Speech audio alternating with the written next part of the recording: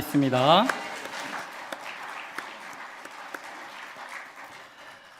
찬양의 가사가 참 은혜가 되죠. 우리는 연약하지만 주님께서 그의 능력으로 우리를 이끌어 주셔서 영원까지 우리를 인도하여 주신다라는 그 사실들을 마음 가운데 믿으며 힘들고 어려운 이 땅을 살아갈 때에도 그 능력이 하나님과 동행하는 기쁨과 담대함이 우리 가운데 가득 임할 수 있기를 소망합니다. 지난주에 제가 머리를 잘랐어요. 아내는 가끔 저를 보며 채소에 비유를 할 때가 많은데 이번에 머리를 자르고 오니까 가지를 닮았다고 하더라고요. 예. 그래서 걱정이 됐어요. 오늘 설교를 해야 되는데 우리 성도님들이 저를 보며 이 가지가 생각나면 어떠나. 이 오후 광장 예배 시간은 특별히 이 고단함과 피곤함과 이 졸음이 몰려오는 시간인 것 같아요. 또 잡다한 생각도 우리 마음을 틈타기도 하는데요.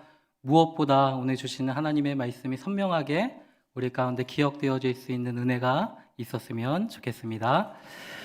오늘 우리가 함께 읽었던 이 룻기 4장 1절에서 10절 말씀을 통해서요. 하나님의 섭리, 우리의 책임이라는 제목으로 우리가 함께 하나님의 말씀을 나누기를 소망합니다.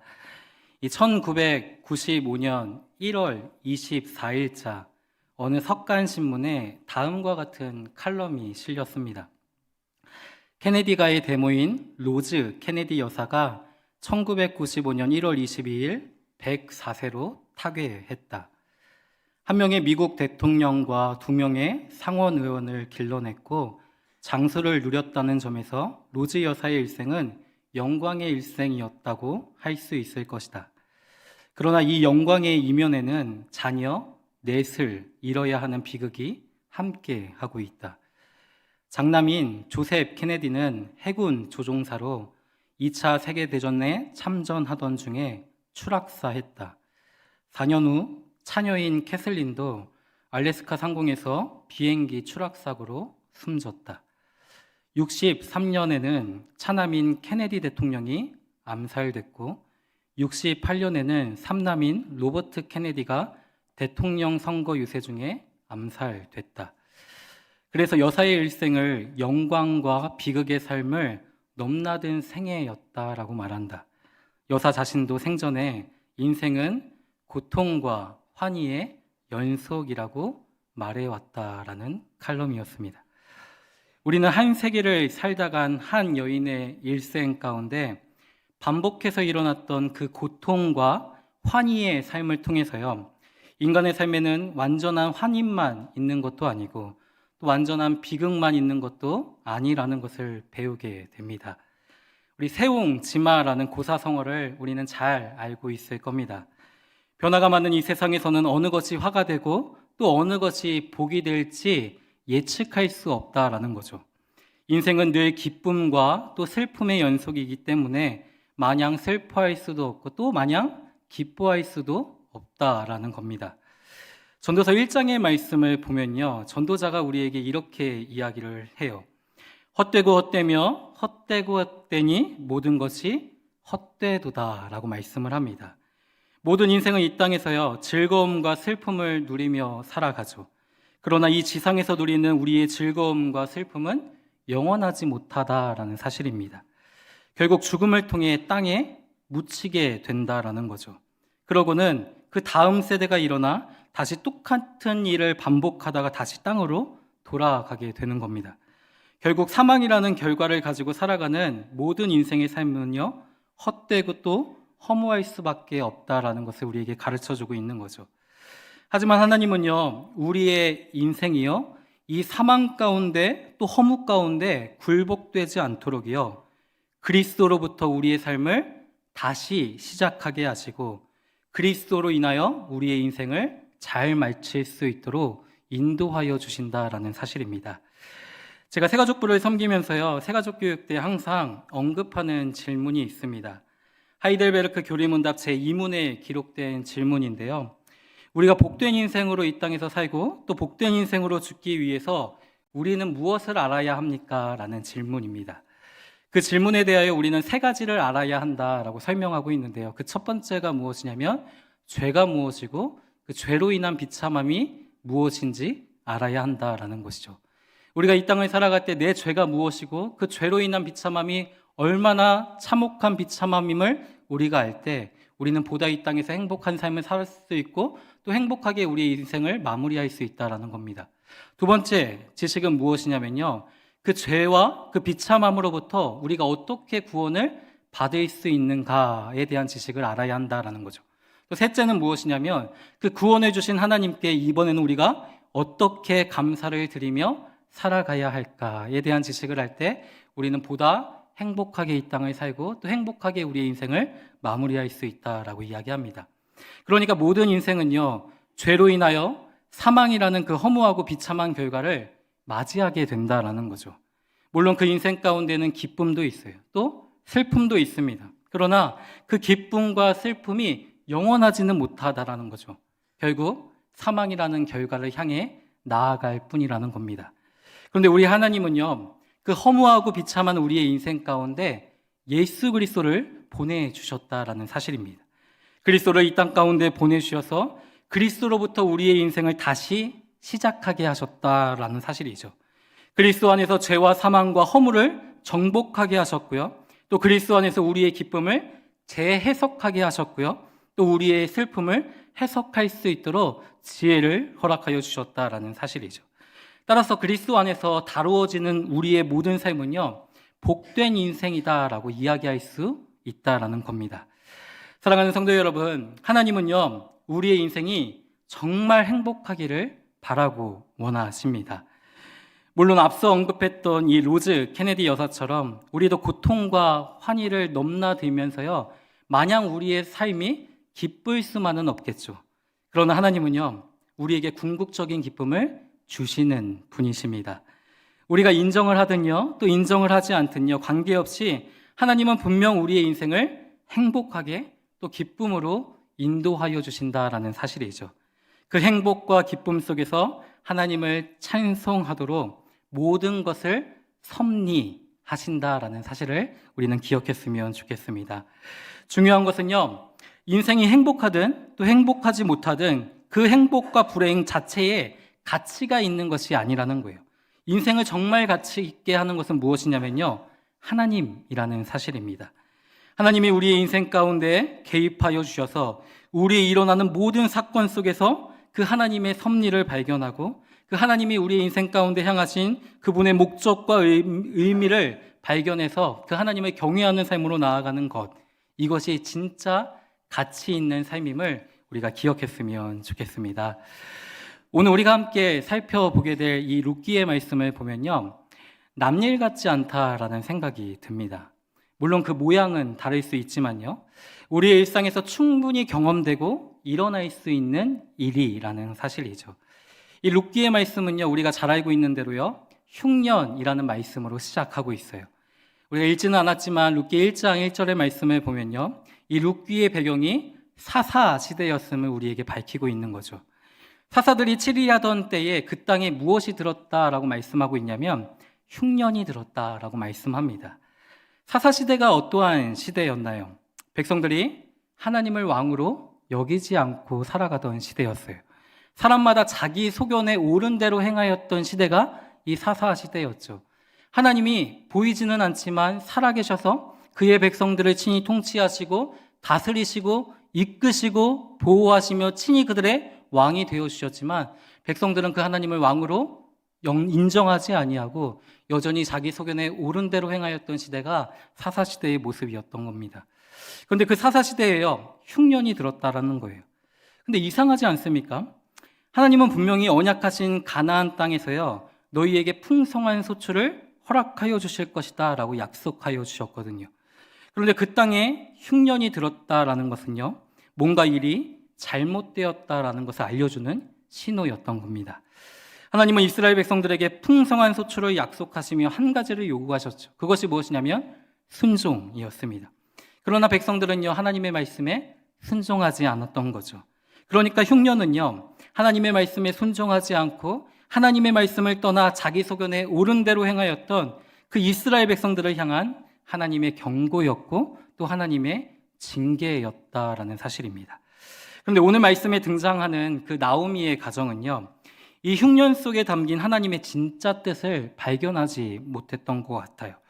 하나님의 경고와 또 징계를 통해 우리의 소견을 멈추어내고 하나님께 돌아오기보다는요, 하나님이 기업으로 주신 땅을 어떻게 하냐면요, 버렸고 모압으로, 이방 나라로 향하였던 겁니다.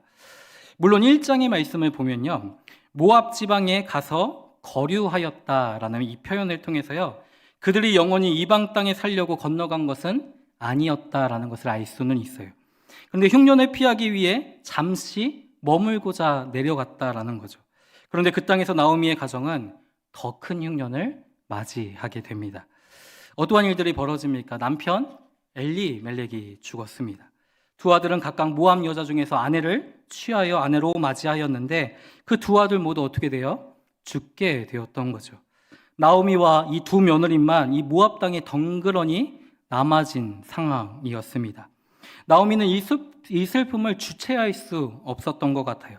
그래서 그 고통과 괴로움이 얼마나 큰지 자신을 더 이상 나오미라고 부르지 말고 무엇이라고 부르라고 이야기하냐면 마라, 괴로움이라고 표현하고 있는 것이죠. 그런데 나오미는요, 이 자신의 인생에 닥친 그 흉년을 곰곰이 생각해 보게 되었던 겁니다. 그리고 이러한 고백을 하게 되는데요. 룻기 1장 21절 말씀 우리 한번 같이 한 목소리로 읽어볼까요? 시작. 내가 풍족하게 나갔더니 여호와께서 내게 비어 돌아오게 하셨느니라. 여호와께서 나를 징벌하셨고 적는 자가 나를 괴롭게 하셨거늘. 아멘. 나오미는 자신의 인생에 닥친 그 흉년을요, 어떻게 이제 해석하고 있냐면 하나님의 징벌로 해석하고 있었던 겁니다. 더 풍족한 삶을 위해 나아갔더니 여호와께서 나를 징벌하셨다, 비어 돌아오게 하셨다라는 사실을 깨달았던 거죠. 그런데 그게 끝이 아니었습니다. 나오미는 그 고통 속에서 또 한 소식을 듣게 되는데요. 룻기 1장 6절 말씀 우리 한 번 더 같이 읽어볼까요? 시작. 여호와께서 자기 백성을 돌보시사 그들에게 양식을 주셨다 함을 듣고. 아멘. 이것이 무슨 의미입니까?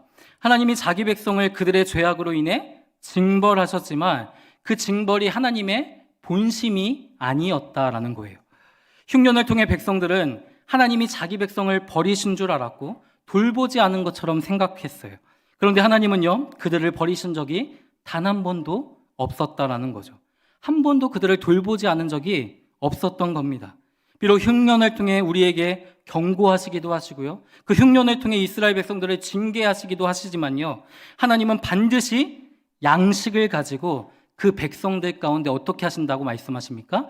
찾아오신다라고 말씀하시죠. 그 양식을 갖고 찾아오셨다라는 것은 내가 그의 백성을 돌보고 있다라는 사실들을 보여주는 하나님의 일하심이었다라는 겁니다. 나오미는요, 큰 흉년을 피해 더 큰 흉년을 마주하게 되었지만 그 흉년 속에서 이러한 하나님의 일하심에 주목하기 시작합니다. 이 서두에 말씀드린 것처럼요, 인생의 가치는요, 무엇에 있냐면요, 하나님을 발견하는 것에 있다라는 거죠. 우리의 인생 가운데 일어나는 그 모든 사건 속에서 하나님의 섭리를 발견하고 그 하나님의 뜻을 깨달아 우리의 모든 인생을 통해 하나님을 경외하는 삶으로 나아가는 것, 이것이 진짜 가치 있는 인생이라고 말씀하고 있죠. 나오미는요, 자신의 인생 가운데 펼쳐지는 그 모든 사건 속에서요, 누구를 다시 주목하기 시작하냐면 하나님을 주목하기 시작합니다. 그리고 그 하나님을 바라보며 어디로 돌아오고 있습니까? 베들레헴으로 돌아오고 있는 것이죠. 근데 그 베들레헴으로 돌아오는데 누가 동행을 하고 있나요? 그의 며느리였던 룻이 함께 동행을 합니다. 그런데 그 고통이 끝이 아니었던 거예요. 더 큰 고통이 기다리고 있었던 겁니다. 그들이 돌아오기는 했는데 하나님의 약속의 말씀을 쫓아 다시 그 언약의 땅으로 돌아오기는 했는데 그들이 안식할 곳이 없었던 거죠. 하나님께서 주신 기업의 땅은요, 이미 다른 사람에게 넘어갔습니다. 이 남편과 두 아들의 죽음으로 인해서 그 가문의 이름이 하나님의 백성 중에서 끊어질 위기에 처해 있었던 거예요. 한번 우리가 생각해 보십시오. 하나님의 백성 중에서요, 우리의 이름이 끊어진다라는 것. 하나님께서 주신 기업의 땅, 곧 썩지 않고 더럽지 않고 쇠하지 아니한 하나님의 나라를 우리가 더 이상 유업으로 상속받지 못한다라고 생각해 보십시오. 이것이 얼마나 고통이겠습니까? 그런데 우리는 너무나 자주요, 하나님께서 그리스도를 통해 주신 그 구원의 감격과 기쁨을 잊고 살아갈 때가 많다라는 거죠.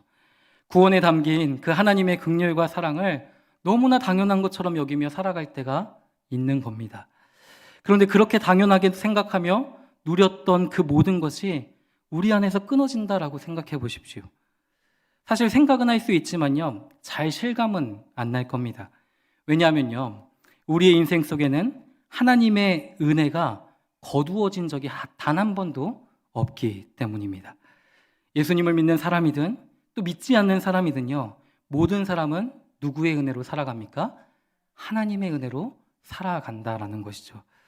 그 은혜가 거두어지면요, 이 땅에서 살아갈 수 있는 존재는 아무도 없다라는 거예요. 하나님께서 우리의 모든 인생을 붙들고 계시기에 우리가 존재하는 것이죠. 또 하나님께서 그의 은혜로 우리의 삶을 붙들고 계시기 때문에 그 은혜로 우리가 살아갈 수 있는 겁니다. 근데 우리는 그 은혜를 잘 몰라요. 알지만 잊고 살아갈 때가 많다라는 거죠. 당연하게 여길 때가 많다라는 겁니다. 그런데 나오미는요, 이 인생의 흉년을 마주하면서요, 그 하나님의 은혜가 끊어진다라는 것이 어떠한 고통인지를 이제 피부로 와닿게 되었던 겁니다. 하나님께서 주신 기업의 땅을 더 이상 유업으로 받지 못한다라는 것. 내 두 아들과 남편이 죽었기에 하나님의 백성 중에서 내 남편 엘리멜렉의 가문이 그 이름이 하나님의 백성 중에서 끊어진다라는 것. 이것이 나오미에게는 가장 큰 궁극적인 슬픔이었던 거죠. 그런데 사랑하는 성도 여러분, 우리 하나님은 어떠한 분이십니까? 자기 백성을 돌보시는 분이라는 사실이죠. 비록 인생의 큰 흉년을 맞이하기는 했지만요, 하나님은 여전히 그의 인생 가운데 개입하셔서 그를 붙들어 주시고 그를 주관하시고 그를 간섭하시고 그를 다스려 주신다라는 거예요. 이것을 무엇이라고 이야기하냐면요, 하나님의 섭리라고 이야기하는 겁니다. 우리가 잘 알고 있는 웨스트민스터 신앙고백서에 보면요, 이 하나님의 섭리를 이렇게 정의하고 있는데요, 한번 같이 읽어볼까요? 시작.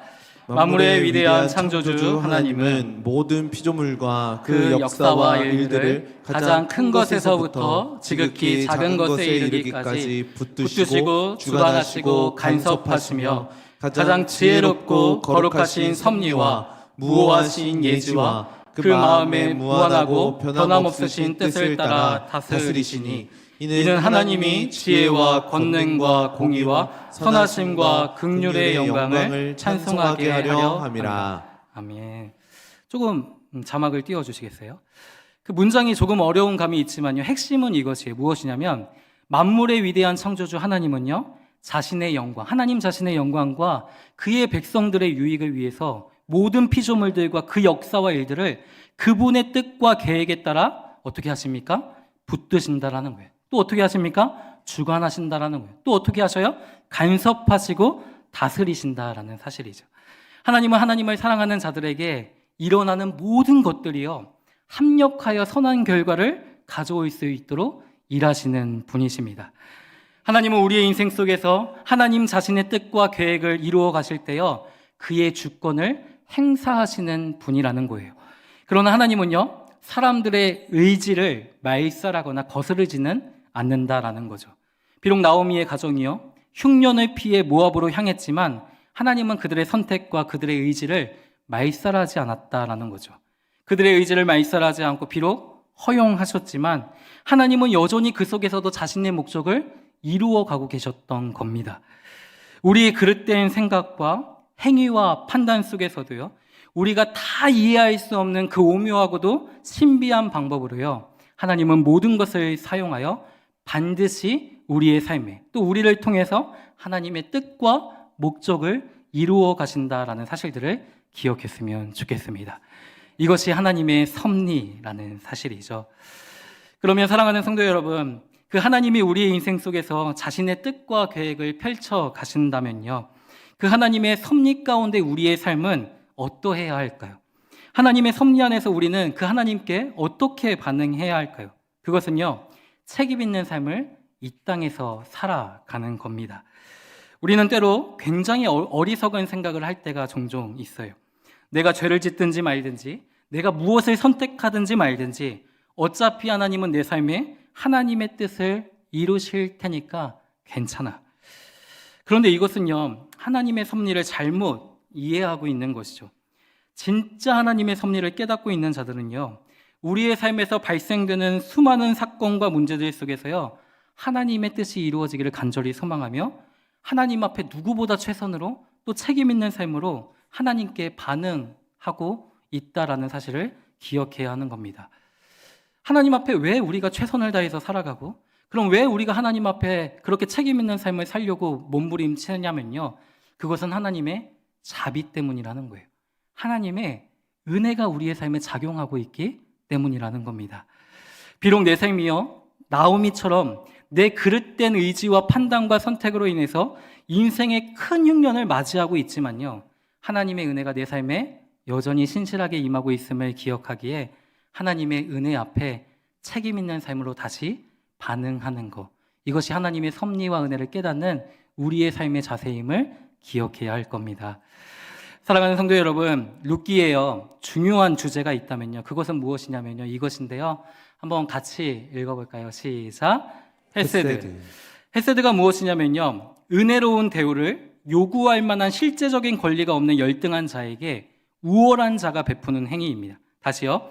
은혜로운 대우를 요구할 만한 실제적인 권리가 없는 그 열등한 자에게요, 우월한 자가 베풀어주는 행위라는 거예요. 쉽게 이야기하면 강한 자가 약한 자를 조건 없이 책임져 주시고 보살펴주는 행위라는 거죠. 물론 약한 자는요, 조건 없이 보살핌을 받게 됩니다. 그러나 강한 자는요, 자신의 사랑과 긍휼과 자비에 근거하여 그 약한 자를 책임지고 보살펴 준다라는 거죠. 그러면 그 강한 자가 누구이겠습니까? 하나님이라는 사실입니다. 하나님은요, 자신의 사랑에 근거하여 우리의 인생을 책임져 주신다라는 거죠. 여기서 책임져 주신다라는 것은요, 하나님이 우리의 인생을 그분의 뜻대로 창조하여 나가신다라는 의미가 있는 겁니다. 하나님이 우리의 인생을 책임져 주겠다라는 것은요, 하나님이 우리의 인생 가운데 개입하셔서 하나님의 뜻대로 우리의 인생을 창조해 주시겠다라고 약속하신 하나님의 말씀이라는 거예요.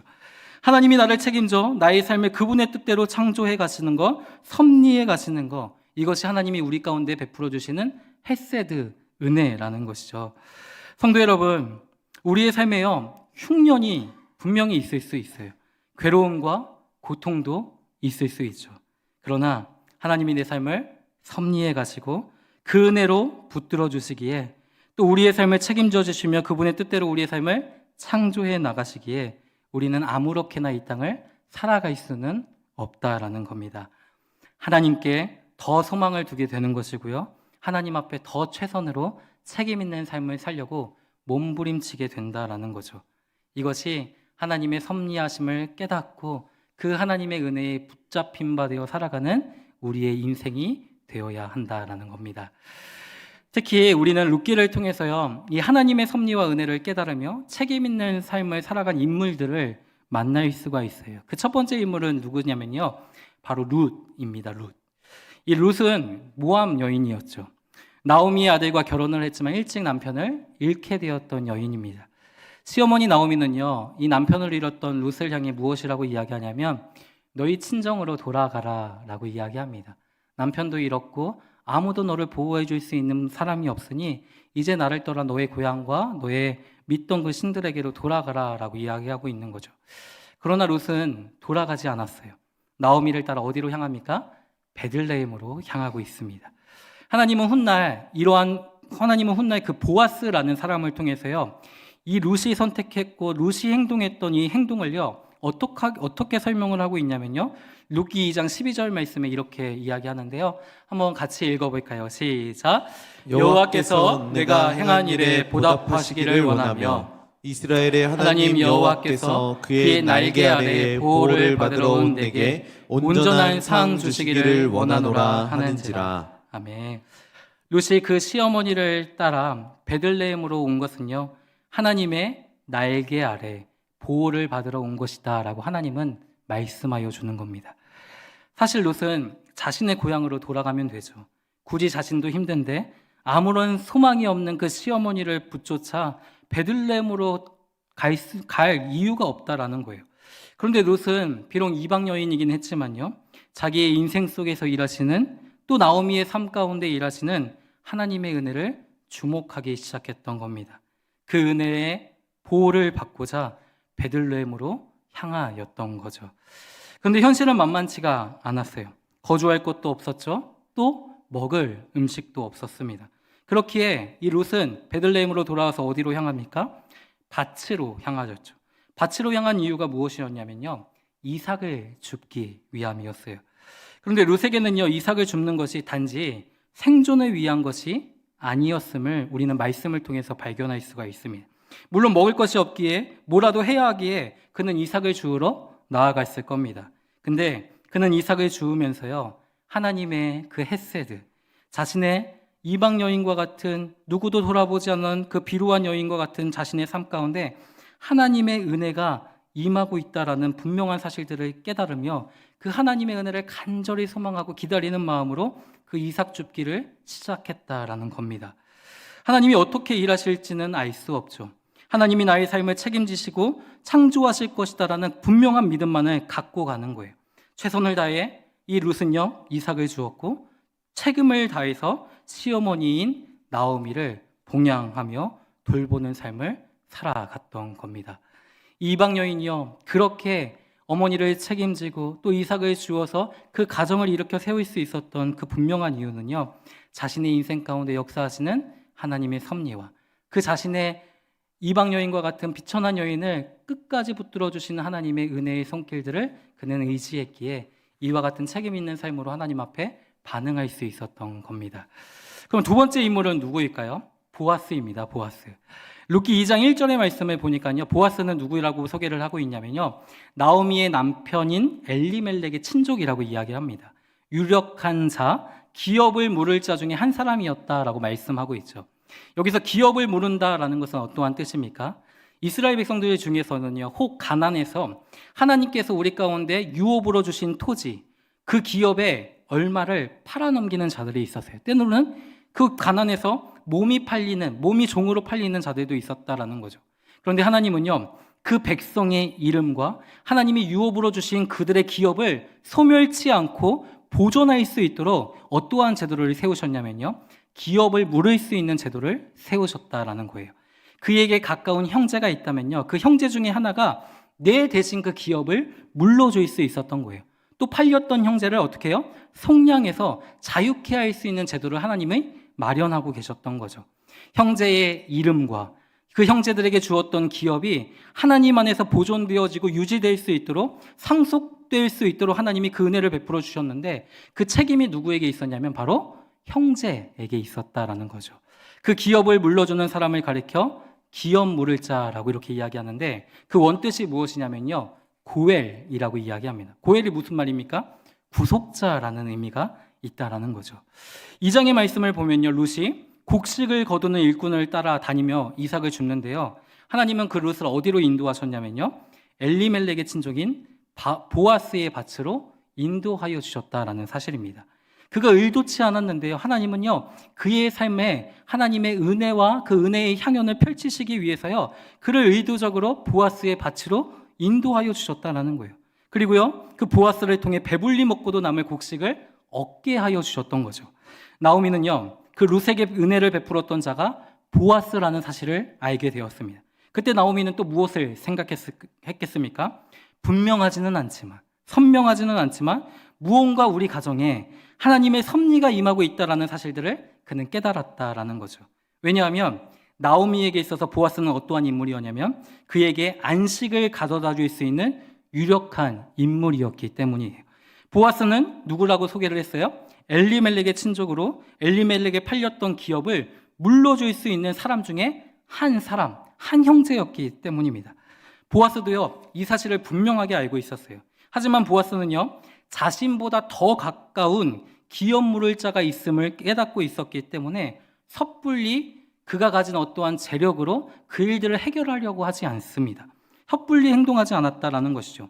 충분히 나오미와 룻에게 기업 물을 자의 책임을 이행할 수는 있었지만요, 보아스는 하나님의 섭리와 선택과 일하심을 기다렸던 거예요.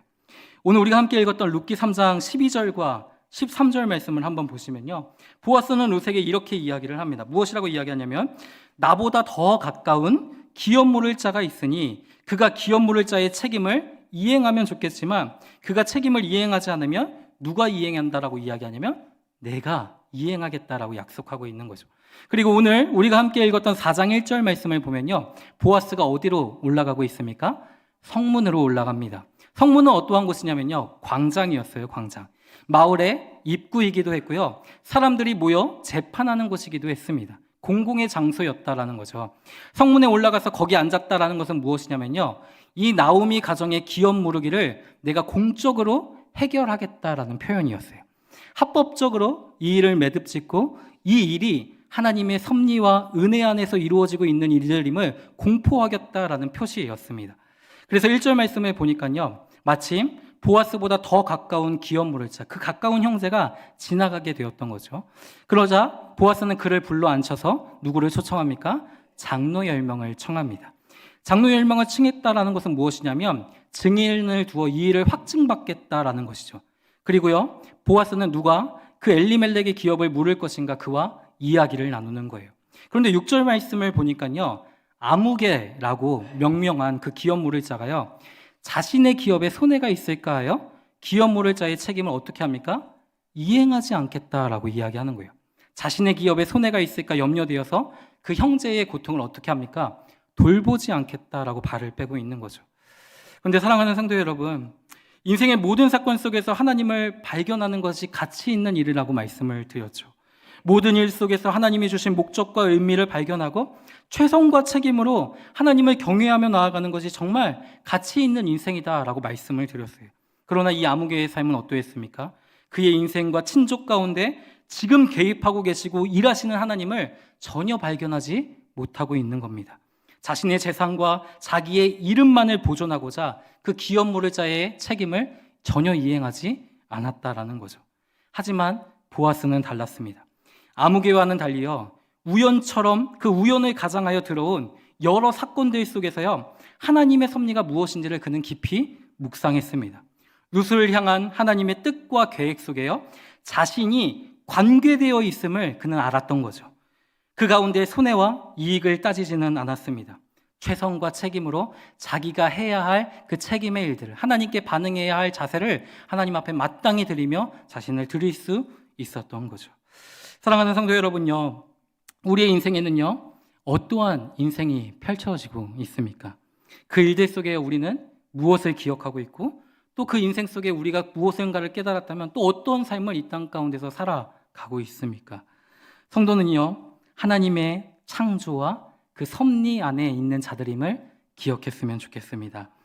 하나님은요, 우리의 진정한 기업 물을 자 예수 그리스도를 통해서요, 우리를 하나님의 자녀로 선택하여 주셨을 뿐 아니라 우리에게 영원한 하나님의 나라를 유업으로, 선물로 허락하여 주셨다라는 사실이죠. 그러나 우리는요, 우리의 인생 가운데 펼쳐지는 그 수많은 일들 속에 담겨 있는 하나님의 뜻을 사실 잘 모를 때가 많다라는 거예요.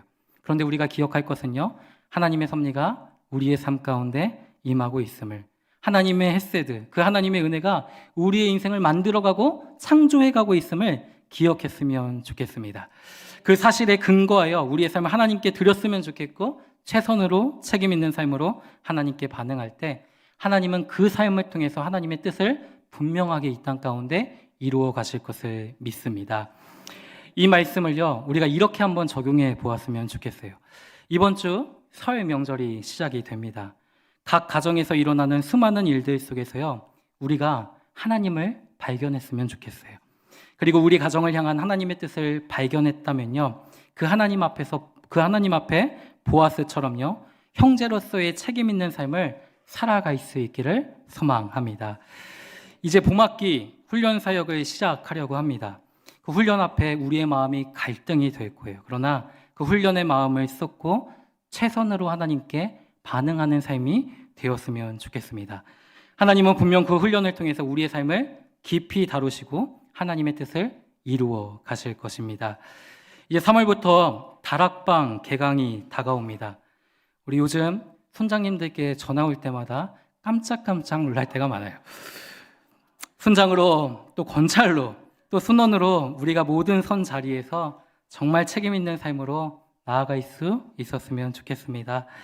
이제 성남자익교회가 하나님의 큰 일을 바라보며 새 일을 시작하려고 합니다. 임직을 준비하고 새로운 리더십을 준비하고 교회 건축을 준비하고 있습니다. 그런데 준비하면서요, 우리 안에 분명히 걱정이 많을 겁니다. 염려가 앞설 때도 많죠. 그런데 분명한 사실은요, 주님은 주님의 몸된 교회를 분명하게 책임지시고 보살피신다라는 사실입니다. 주님은 그의 교회를 통해 반드시 하나님의 새 일을 이루어 가실 것입니다. 모든 역사와 일들을 붙들어 주실 것이고 주관하실 것이고 섭리해 가실 것입니다.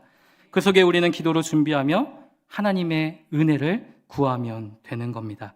그러니까 하나님께서 행하실 일들을 기대하며 성도로서의 책임 있는 삶을 이 땅 가운데 살아내는 저와 우리 모든 성도님들의 삶이 되시기를 이 말씀으로 축원드립니다. 아멘. 우리 이 말씀 기억하시며 함께 찬양 드렸으면 좋겠는데요. 주님은 신실하고 함께 찬양 드리도록 하겠습니다.